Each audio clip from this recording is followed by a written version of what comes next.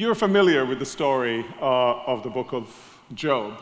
You might have been puzzled as to why I'm going to be speaking to you on the book of Job, especially with the title that I have given to this talk. But I have been, maybe the right word is, I have been obsessed by the book of Job.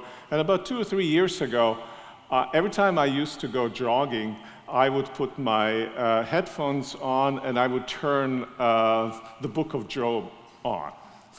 And I was thinking, jogging with Job, right? This is really fun experience you want to have. Maybe I should patent this idea, right?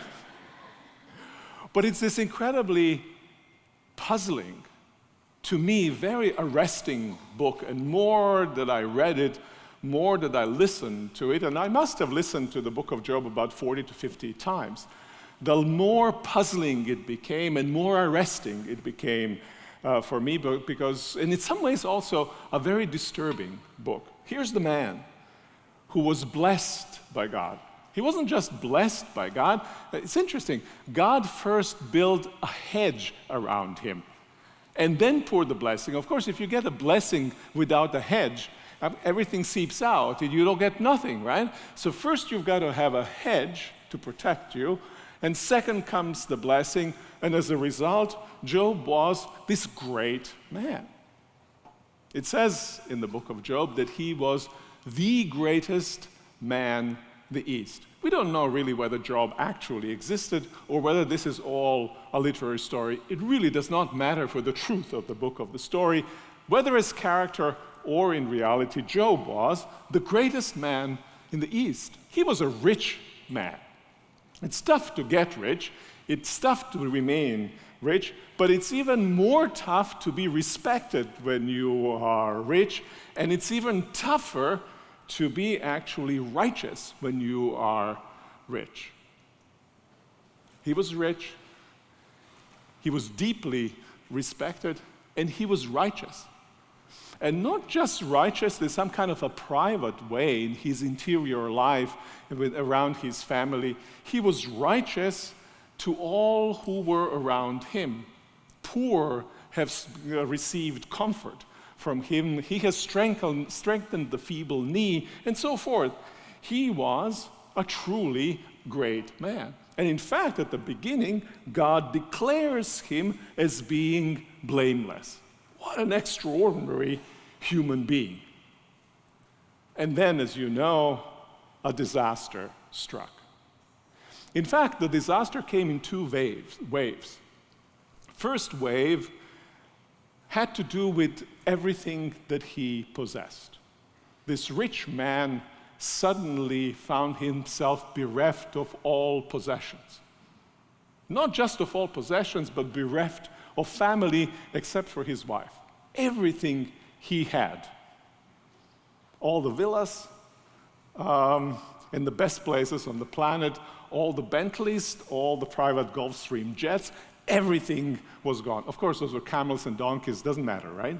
The same idea. And then second wave came.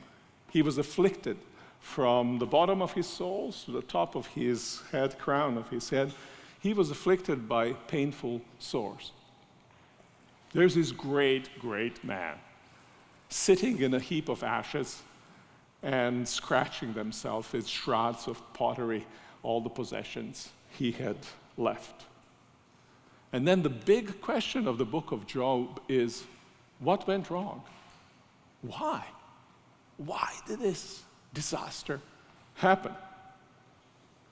Did Job wrong God? Which is what his comforters thought. Or was it that God has wronged Job? Now, this is what Job's wife thought. He had a good wife, right? She was concerned with him, was ready to accuse God on behalf of Job. Or is there some third option there? Let's take first this first option, that Job has wronged God. This is what Job's comforters have said. Now, we have this image of Job's comforters as this callous men who came and tried to, quote-unquote, comfort Job. I don't think that's quite right. You know, when they came, book of Job says, for 7 days, they sat next to him, 7 days, 7 nights. They sat next to him and did not say a single word. Now, not saying a single word is a sign of great respect for the great suffering he was undergoing. There's nothing to be said when the suffering is so great. The only thing you can do, you can be quietly present with someone. And that's what they did. They didn't speak. But Job, then, after 7 days and 7 nights, he opens up his mouth. And when Job opens his mouth, this torrent of complaint comes out. He curses the day in which he was born. This kind of existence that I have led, that I'm leading right now, is not worth having. And it's only when he has cursed his existence, his life, that his friends start to speak. And what they try to do is they try to be helpful to him. Here's what they thought and how they thought. They thought there's something like the moral world order that regulates the way in which the world is set up. If you sow righteousness, the consequence is going to be your health, your wealth, your longevity. If you do what is wrong, the consequences are going to be negative. Clearly, Job was suffering now. He must have done something wrong. Here's Job, a good message for you, a hopeful message for you. Turn away from your evil ways. Find that root of evil in you. Repent of it. Bring it before God. God is a forgiving one. He will forgive you. He's going to restore you back to your own greatness.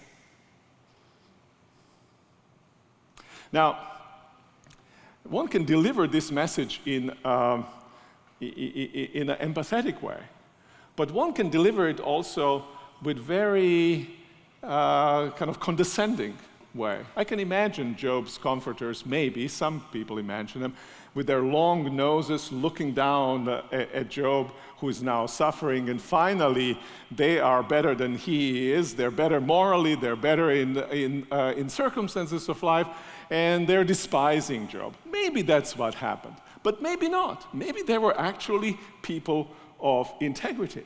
But Job rebels against their suggestion. Why does he rebel? It's a very simple reason. Job says, I'm innocent.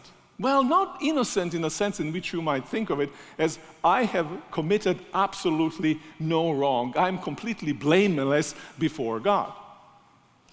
He confesses some of his sins, but basically what Job says, what has befallen me, my suffering, is absolutely in no proportion to any possible wrong that I have done. God should not have done what God has done. He wants to talk to God. He wants God to explain to him why this suffering. Now, you might think that's kind of rebellion against God.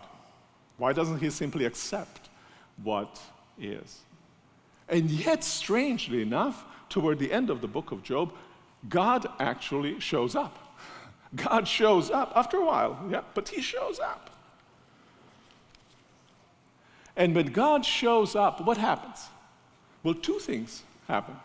One thing that happens is that God shows God's own immense glory with this incredible display of power of fireworks. You can put it almost in those terms.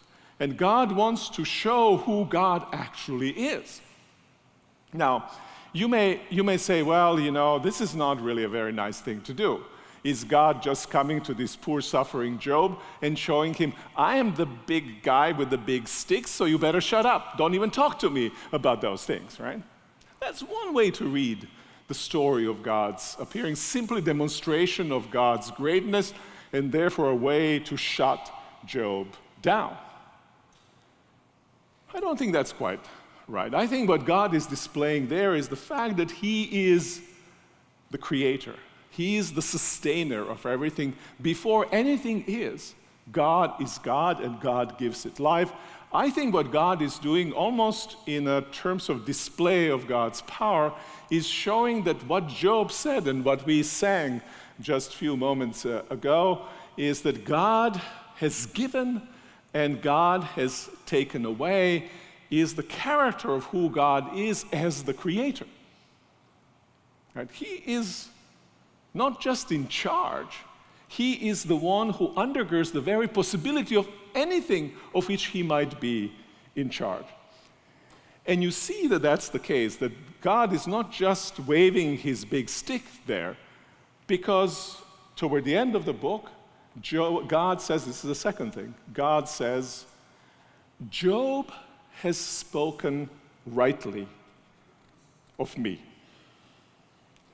Right? Job has spoken rightly of me. Not Job's friends, comforters, who tried to defend God. Basically, Job comforters said, this can't be the case. Here's a righteous man, he is suffering. He must have done something wrong, otherwise God would not have done this. If God had done this, God must be in the wrong. So they try to somehow defend God by blaming Job. And what God in effect says, I don't need your defense. I don't need your defense at the expense of another human being. I don't need your defense at the expense of a suffering of another human being. I don't need your defense that is bought by talking falsehoods about the world, about this man. That's a very good thing to remind ourselves of. First, God does not need defense. Certainly God doesn't need defense from me or from you, and certainly God does not need defense with the sleight of hand, the kind of that you're not quite saying exactly the right thing, that it might not be true, but you'll say it because it's going to defend God, and that's a good thing. Actually, the book of Job tells you that's a rather bad thing, because you in fact end up not defending of God. You end up being something like God's comforter.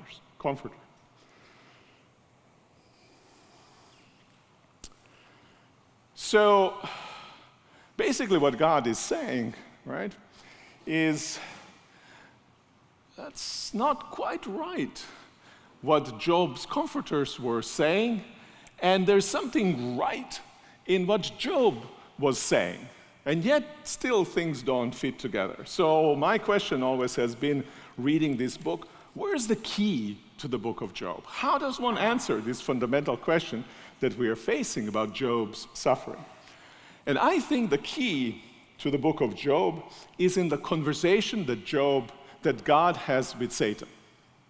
Remember, at the very beginning of the book, the story is that Satan was the angelic beings have come before God, and then God addresses Satan and says, "Have you considered my servant Job?" And then the conversation ensues. And every time I read this text, "Have you considered my servant Job?" that God asks Satan, I always think to myself, why did God have to ask that question? What do you expect, Mr. God? If you ask Satan that question, that Satan is going to say, "Oh yeah, he's a really cool guy, you did well, Mr. God," right? What Satan would be worth his salt if he said that, right?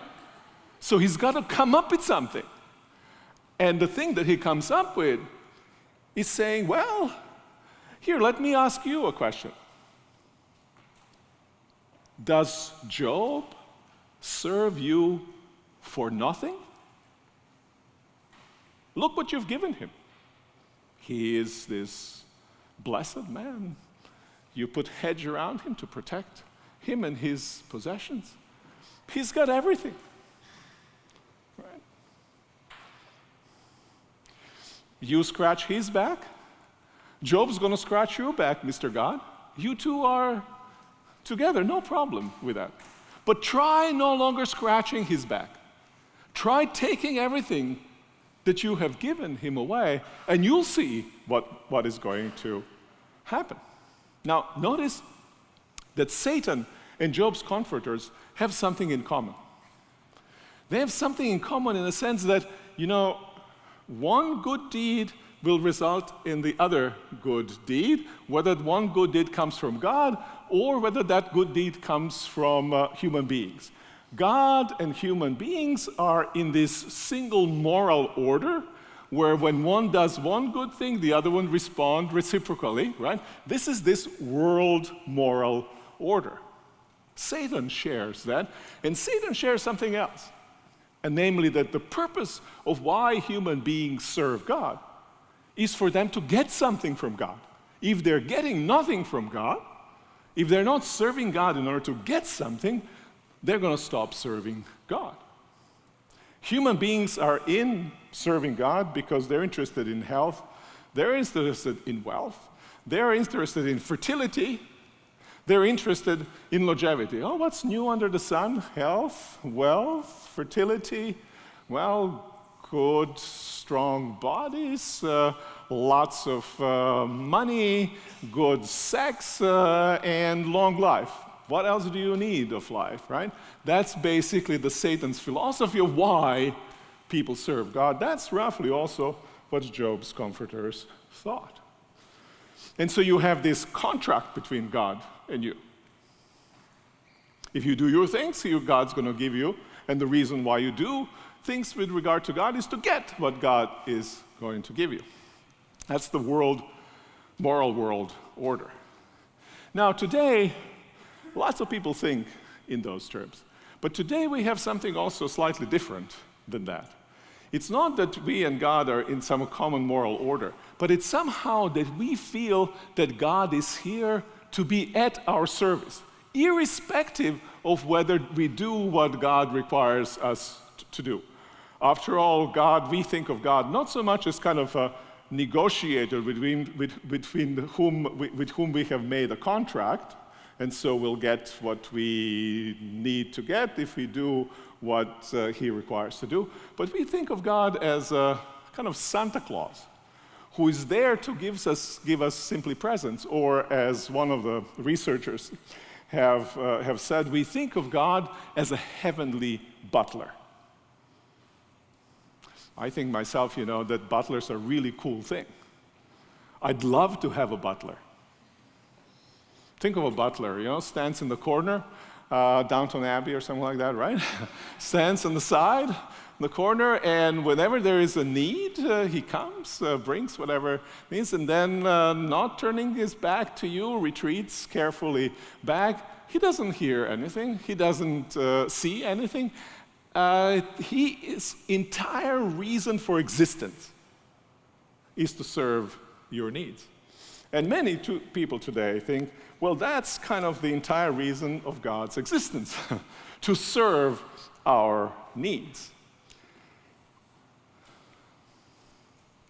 And yet, God, at the end of the book of Job, displays his splendor as the one who is the creator, and underscore we're not merely there to have this constructural relationship with God, part of this moral order. We're not merely to receive indiscriminately blessings from God, to be God's favorite spoiled children. We are, in fact, made to serve God. We are, in fact, made to love God. To love God not for what God gives, but to love God for who God is. Or, as Satan, the great theologian, says, to love God for nothing. You can put the principle almost in these terms. We either love God for nothing, or we don't love God at all. Let me say it one more time. We either love God for nothing, or we don't love God at all. Now, the book of Job tells you, when you love God for nothing, you don't end up with nothing. That's the whole point of the story, that Job was devoted to God and at the same time blessed by God. That's the point of the end of the story, when everything is restored to Job. The secret of Job's greatness was precisely that he persisted in loving God for nothing, when there was no reason to love God, because he was attached to God. Because this is what the nature of human existence is. This is who we truly are. And indeed, the secret of our existence is that when we love God with all our hearts for nothing, then we receive everything. And why do we receive then everything? We receive everything because then we receive God. We may not receive everything here and now, but that's why the great hope of the world to come is here, when we will in fact receive everything just for loving God for nothing. Now, I think this is true about our relationship to God, but our relationship to God is never just our relationship to God. It's always connected to our relationship with other human beings and with God's creation. This principle, you either love for nothing or you don't love at all, is true also in our interhuman, interpersonal relationships.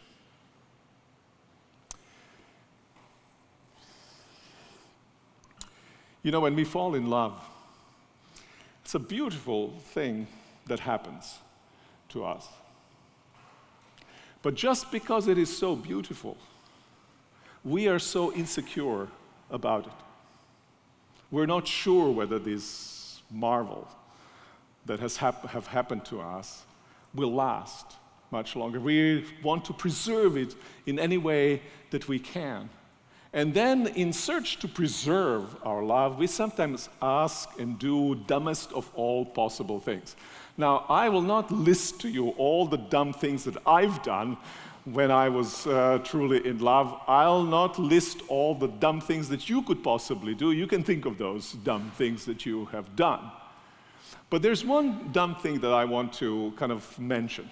And that is, when we are in love, we sometimes want to know why that person who loves us so much loves us. And so we ask, but why do you love me? And that is, my friends, the stupidest of all questions you can ask. And the reason why the question is stupid is because there is no good answer that you want to hear. If you're told, I love you because you have such a pretty face, and then immediately the person thinks, well, what happens if when my face is no longer pretty, if I have an accident? I love you because you're so smart, but what if I get Alzheimer's, or whatever that might happen? Any reason you give for loving ends up being almost an argument against love. We either love each other for nothing, or we don't love each other at all. This is the character and nature of all love. And this is the deepest of all human callings, and I think this is the secret of the book of Job. What gets returned to us when we love is most fundamentally not things. What gets returned to us when we love for nothing is love itself. God's love and human love. When we love for nothing, we get everything. We hope you enjoyed this message. Biola University offers a variety of biblically centered degree programs, ranging from business to ministry to the arts and sciences. Learn more at biola.edu.